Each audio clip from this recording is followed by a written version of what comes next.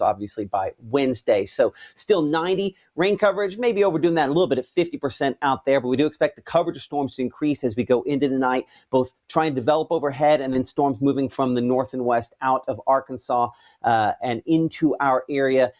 Beyond really midnight, that chance diminishes some. There'll still be some rumbles, maybe even a couple of stronger thunderstorms, even beyond midnight tonight. But one big headline, we are not talking about tornadoes out of this setup. Our severe weather risk includes all locations here in the northern part of the state under level 2 out of 5 severe weather risk. That does include the potential for damaging winds in particular. And that is where we kind of have the center of our area of concern. This is because we are expected to see thunderstorms, again, continue to organize back into Arkansas and move in from the north and west. But as we've already seen, where storms have been their strongest, damaging wind gusts have been the primary threat, with some gusts up in excess of 60 miles per hour. Large hail, a possibility. And while I said this a moment ago, I think sometimes it's important to reinforce it with a graphic. Tornado risk, we don't have one of substance out there.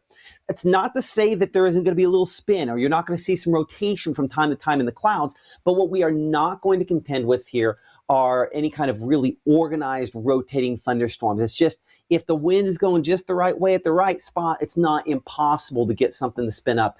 But again, I think it's going to be primarily wind gusts that are our concern. Looking at Mama Justice Doppler radar on the wide shot here, again, showing those storms back out into northern Arkansas, southern Missouri. As we talked about all day here in the Room to Room Weather Center, this is kind of that next band that's going to try to track down toward us. You can see the previous band, what it's done is it's shot all the way again from North Mississippi, with those storms now all the way in Montgomery, Alabama. So those continue to slide south and eastward.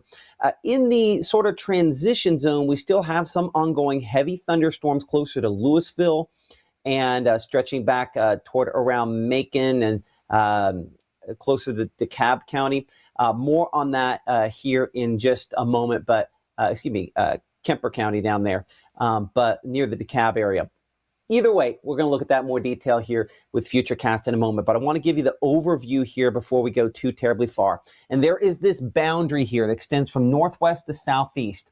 I keep calling it an instability boundary, a thermal contour, a thermal boundary. Either way, what it is, it's a difference between more unstable air and more stable air. And we look for the unstable air for thunderstorms to develop. And so the number of thunderstorms, the quantity of thunderstorms, going to increase this evening with, again, a batch probably moving in from the north and west. This shows a greater number of those by, say, 8, 9 o'clock this evening. Large hail, some gusty wind. And you notice the locations that this is outlining. You had the storms out east earlier. We're fairly worked over. This is going to be the western 2/3 of the area. That's not to say if you saw storms earlier that we're done, but that is to say your chances are less than locations where there's still more ample fuel. So some of these continue 10, 11, midnight for tonight, and even some redevelopment on the very backside of this deep into the overnight hours. So don't be shocked at all to hear late overnight rumbles. But I guess maybe the number one question I want to answer is this a night where we need to be huddled up in a storm shelter? No. There is not a tornado threat of concern in my mind looking at this, though some thunderstorms continue toward tomorrow morning. So Maggie, still likely tracking some around for your morning commute early tomorrow. We're 10% on that coverage of storms early. Notice the northerly winds.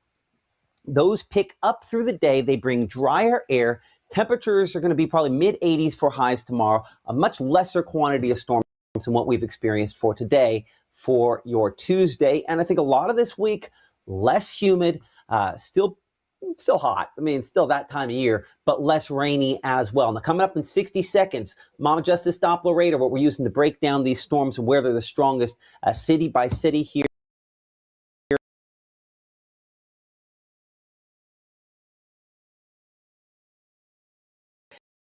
In 65 weather, continued weather. You look the best fried Angus, then we season them with a special blend of spices before they're grilled to perfection over a mesquite wood fire. And when paired with one of our signature sides, well, the only thing you need to bring is an appetite. Now that's quality delivered to your table. Harvey's, a difference you can taste. Can I ask a few questions? Yeah, sure. Do you have any pets? Yes, we have a dog, but she's little. Do you have any unlocked guns around the house? We do have a gun, but it's stored securely, locked in a safe that the kids can't access. Appreciate you asking. Yeah, of course. You wonder how they're going to experience the real world in real safety, where all kids are welcome and everyone has a path forward to new skills, advancement, leadership, something they will carry with them the rest of their lives. Right now, from the Room to Room Weather Center, here's Mississippi's Chief Meteorologist, Matt Lovhawn.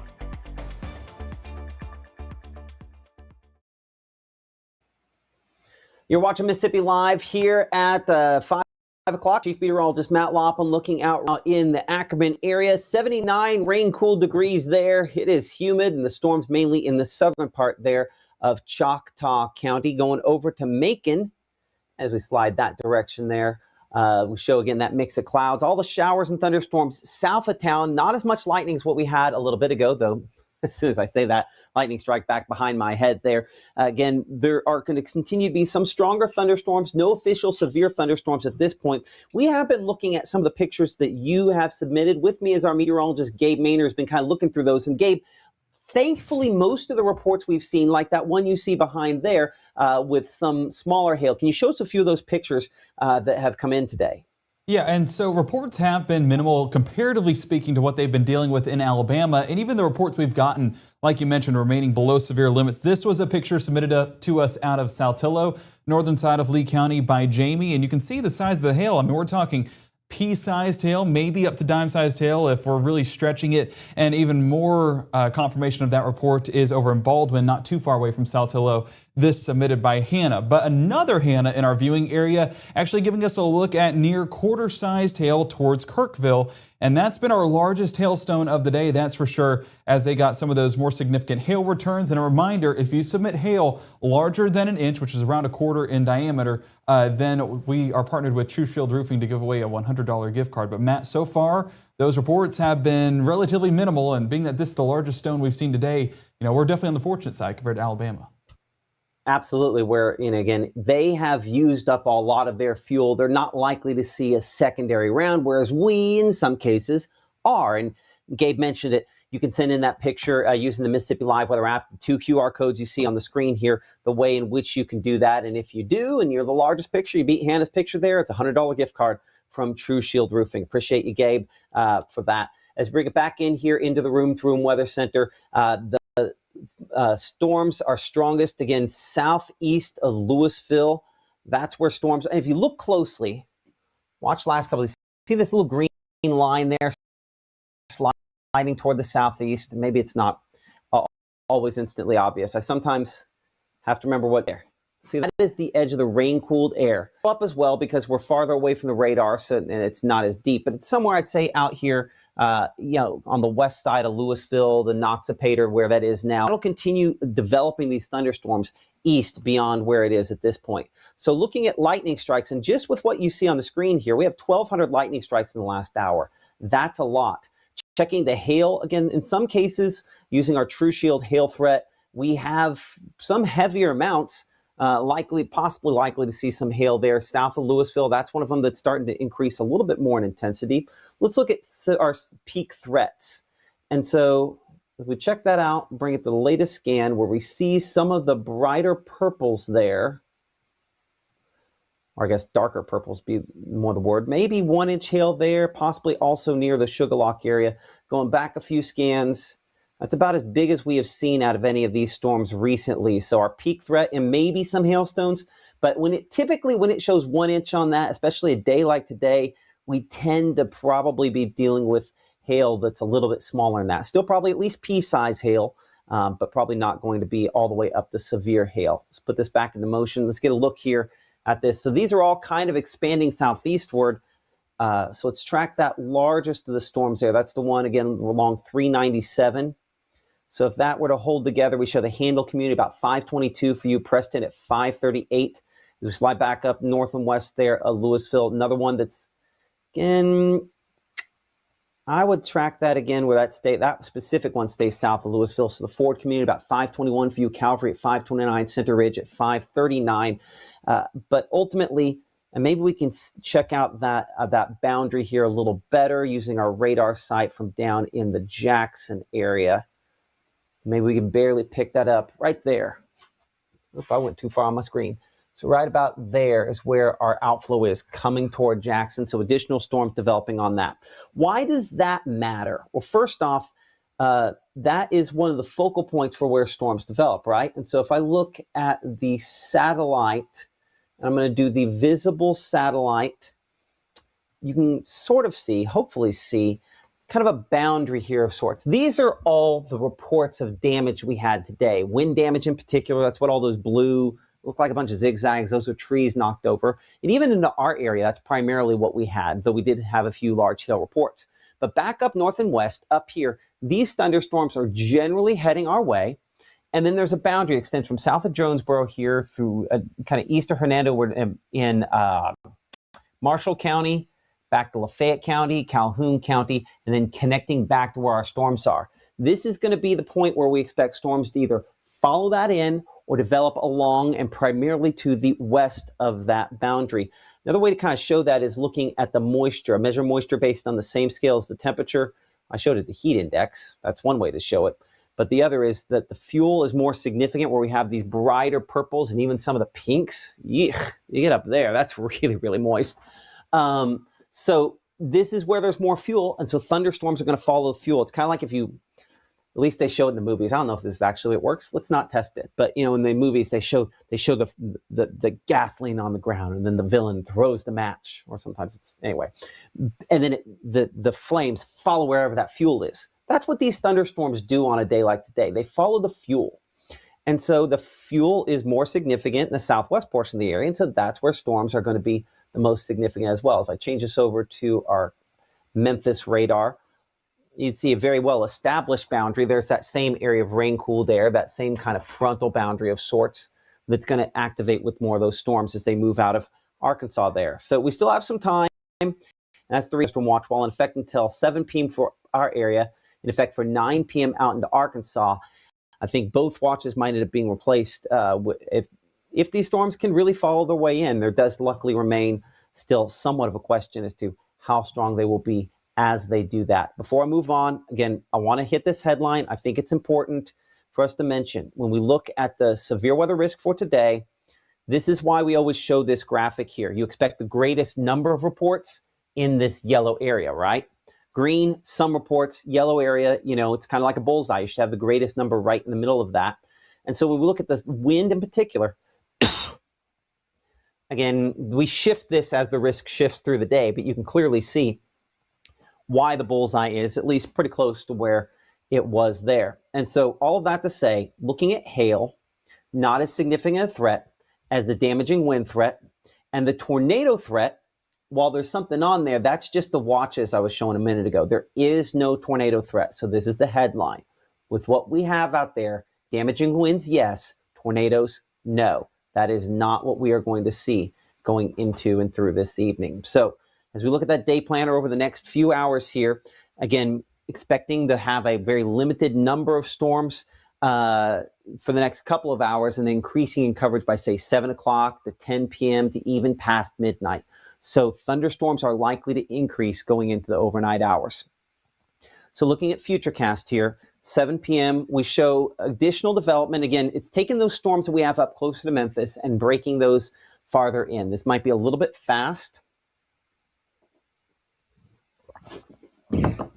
Apologize. Talked a lot today, so I have to have a little water for that voice. But watch how the quantity of storms increases a lot more between 7 and, say, 10 p.m.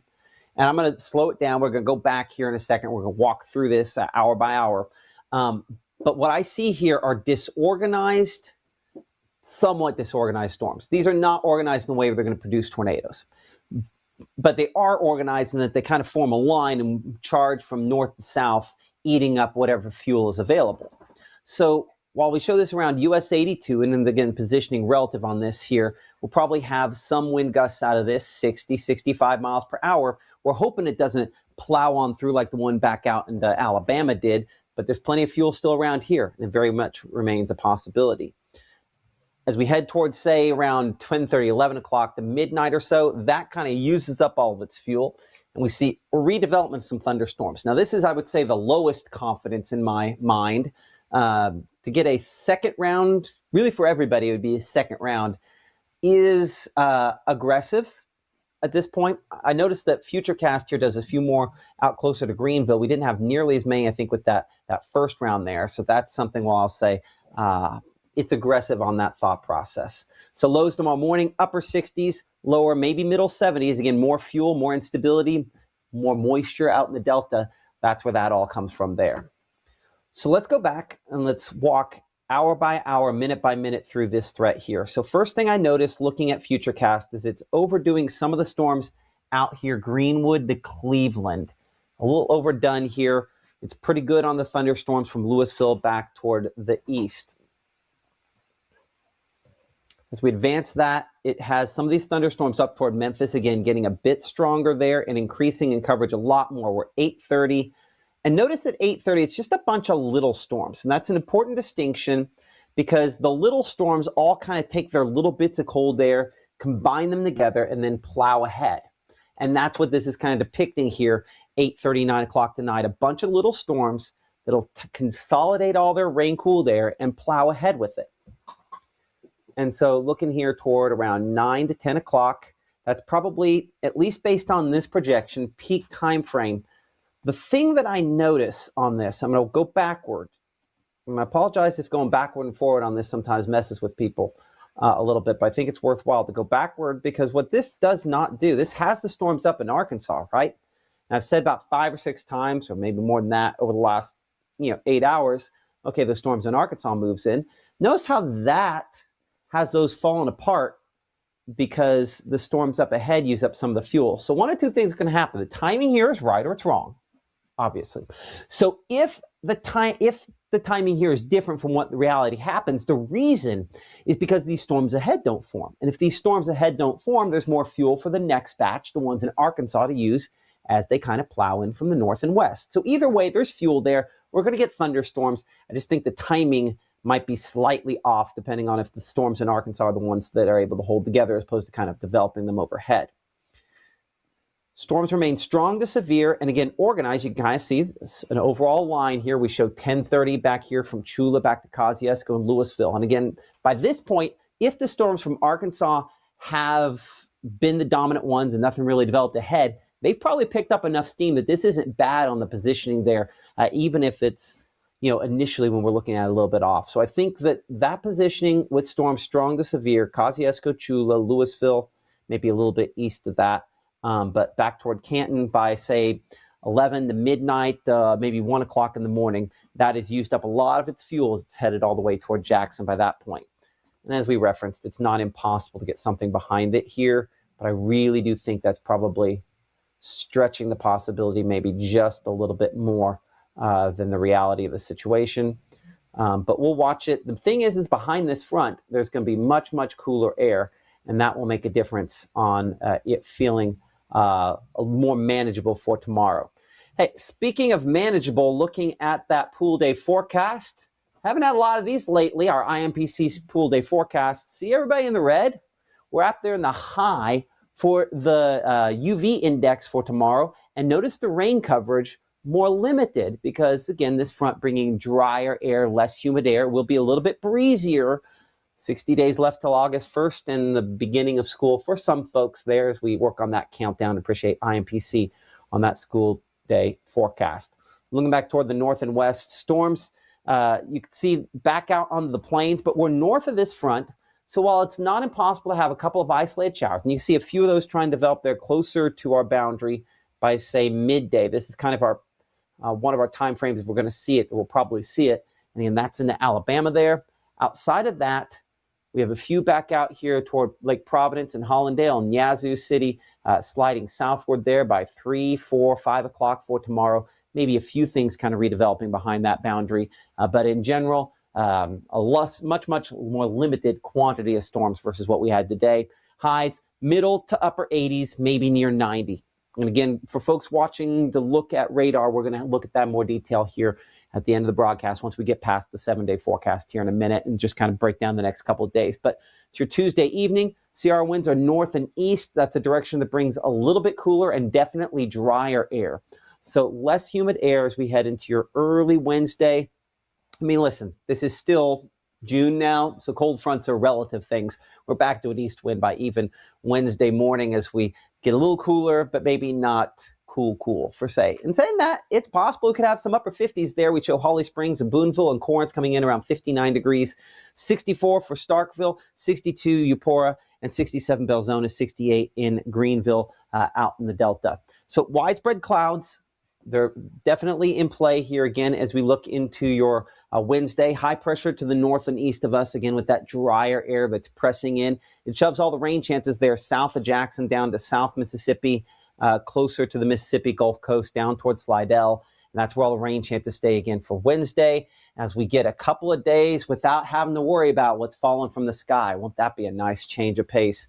Which means that UV index definitely going up by Wednesday as well, even if temperatures go down a little bit more. Again, I show 79 in Red Bay. It's not impossible to have some upper 70s for Wednesday.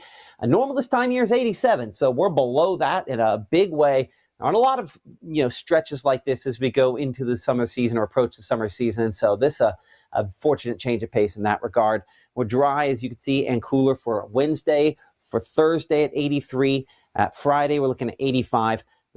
Temperatures, we're looking around the 60-degree point for lows. We're mid-60s by Saturday, upper 60s Sunday, and those rain and storm chances by Sunday and Monday of next week as we, don't kick them away forever, right? We transition back toward a rainier pattern by then. Let's go back here and head back and check out our Mama Justice Doppler radar and where storms are at this point. We showed the risk area. And now let's look in closer at where some of the storms are. And I'm going to have to switch this back over to our radar site out of, I think we'll go out of Jackson, probably be our best bet on this here. So looking from the Jackson radar site, the storms in Louisville continue to weaken. Heavier rainfall with these storms down here south of Sugarlock and Wallach, approaching DeKalb and Moscow and Bluff Springs and Burnside. But even looking at these, I think our hail, a little less of that in the last couple of scans here. Even then, we have not had a whole lot of hail reports out of this, thankfully, as well. Even peak severe threats only shows the lightest of purple, which today has been really heavy rainfall, maybe some pea-size hail. So I don't see anything of major significance out of these storms. Of course, I know my opinion and your opinion could be two completely different things on there. That's why I do appreciate you all for hopping on with us here in our chat. Rain, go away. Nikki, I'm up there with you on that. Tree down on Highway 15, Choctaw County near Choctaw Lake. So let me find that chat there. If you give me a second behind the scenes. I'm going to try to go ahead and pass that on if we can. Well, that's Michael Bishop with North Mississippi Storm Chasers. I will double check and make sure that's made it in Jackson's chat. Oh, no, absolutely. They've got it on there. And let's show you what that picture, that tree down looks like as well. So this coming from Michael with the North Mississippi Storm Chasers. A shot here of that tree knocked down Choctaw County. Again, that along Highway 15, I believe, near Choctaw Lake. Pretty good sized tree on that one as well. Appreciate them for sharing that. And the North Mississippi Storm Chasers, their network of cameras, as you know, I praise that as much as I can. Ingenious idea, and it's obviously a lifesaver as far as severe weather coverage is concerned here in this region. And we believe to be a game changer. That's why we've partnered with them, and very, very thankful for the hard work that they have put in to setting that up as they continue to go through that. Storms back toward Jackson, and then let's look up here, the far northern part of the state. I want to come up toward Holly Springs, and we'll switch this over to the Memphis radar.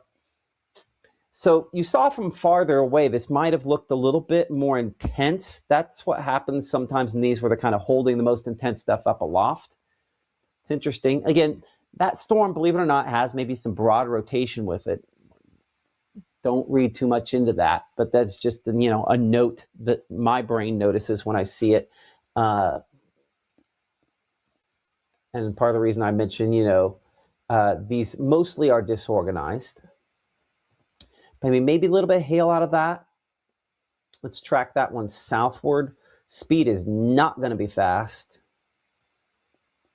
I'll say 15 or 16. It has not been alive long enough to have a great handle on that. Let's go ahead and expand this out a little bit more, because I don't want to be too precise on what we're doing there.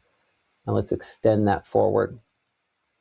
So again, if that kind of continues at that rate there, you can see the Watson Center area. We're looking about 506 for you.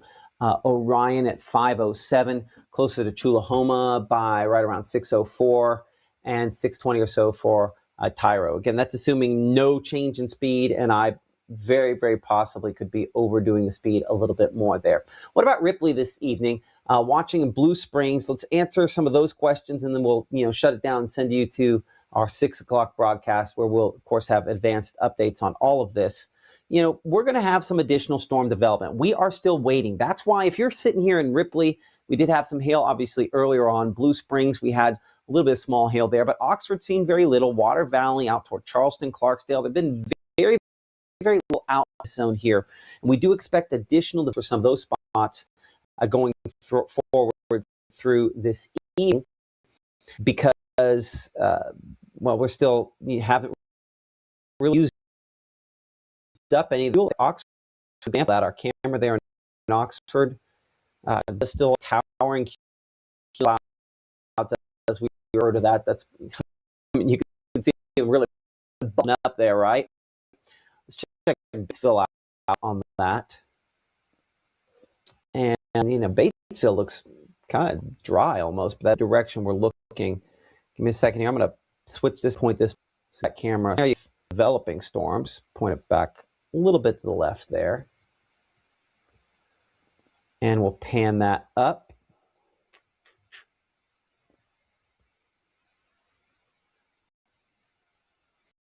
So still a fairly high base storm, all things considered. But maybe I'm overstating it to stay storm. But there's some things trying to develop out here, Batesville and into the Delta. Just not getting a whole lot out of them at this point. That's 102, what it feels like. Then we go over to Crenshaw, and let's check that camera there. Again, 91 feels like 102, and even the bugs are trying to decide whether or not they hate that. I'm going to swing this camera around. So that's looking back towards some of those storms we had there in Batesville. Again, pretty small overall in nature. Not a ton of vertical development, all things considered, on these storms, as I'm kind of looking underneath them there. Boy, and the buggies are loving the fact that we're moving this thing. Okay, but that's the thing. Look at this. These are fairly flat clouds, all things considered. So this is not as unstable an atmosphere as what we have close to that boundary. See how small those are versus if I looked at the camera coming out of Oxford there, for example. We show Oxford with, again, much, much greater vertical development out of some of these storms. So again, closer to that boundary. So to answer that, for folks that are there in Oxford or there in Batesville or Holly Springs or Blue Springs, Pontotoc, Pittsboro, we expect some additional development for some of those folks I just mentioned a minute ago. We're hoping maybe Blue Springs, you're far enough east that you're past a whole lot of that, and things don't look particularly aggressive there in Pittsboro. I'm going to check our visible satellite, and then we'll wrap things up, because I will always find something else to look at, because I'm basically just thinking about forecasting while we're talking. And see, we don't have those storms developing as much, looking at our visible satellite picture there in Bruce, as what we had earlier. Still have some decent vertical development up here closer to Oxford. And obviously our storms up north. So we expect those storms that up there in Marshall County to slide southward. And if there was one that could potentially produce severe weather in our area, that's one that hasn't really been worked over. So it's interesting. Let's get a storm track on these last storms out northwest, and we'll call it good. And we'll see you guys at 6. So that lead storm there looks to be non-severe at this point. I'll track that as kind of the front storm, and we'll go from there. Let's check our discussion with, I don't see anything in that. Those must be Little Rock storms. We'll see how fast these are moving.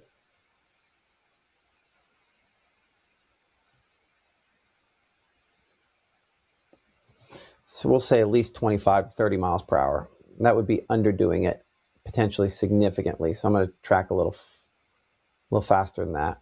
Nope, not quite as fast as that indicated there. Let's just say 40. And then we're going to expand this out a lot. Let's go 100, and let's go wider.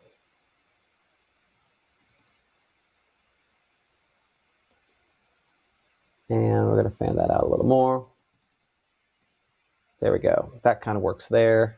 And apparently we need to go farther than that. Let's go 150. There we are. Okay. Appreciate you being patient while we try to extrapolate out our best guesstimate on this. So that would be getting at what? To Tunica about 7 o'clock based on this speed there, closer to, say, Coahoma by around 7:30 or so. Let's see how long it takes to get closer to Grenada. So let's kind of do first city here. There we are. Let's go, say, Charleston. We'll make that our first city on the list. And so that would be getting Grenada about 9 o'clock, just about. Coffeyville about 8:40 or so. There'll be additional thunderstorm development before that, but that's assuming this goes about 40 miles per hour, and I could be a little bit fast on that. How fast I go that? That is not right. No. I have that going too fast. Hold on. There we go. I extended one of these out too far. There we are. Okay. There we are, about 8 o'clock for Charleston. That's saying, based on that, about almost 9 o'clock there for Grenada. Okay, we got that cleaned up. Sorry about that. And then to kind of get some of those other cities we had in there originally, Tunica close to 7 o'clock there, Sledge about 7:30 or so. So again, we're really early on. We expect additional storm development over the next couple of hours. Just make sure to stay tuned in with us here. Our next live broadcast here in the Room to Room Weather Center is going to be at 6 o'clock. And of course, we're breaking down all the same stuff and tracking when these storms are most likely into the area. I see someone mentioned behind the scenes, barely rained there in Peppertown and when Prentice County get more. To answer both those questions, you are most likely to see very little more, but we'll have some isolated thunderstorms. It's more likely to be west of you. We'll be breaking down all those chances here in the Room to Room Weather Center on Mississippi Live Weather at 6. We'll see you then, and thank you so much for supporting us here on Mississippi Live.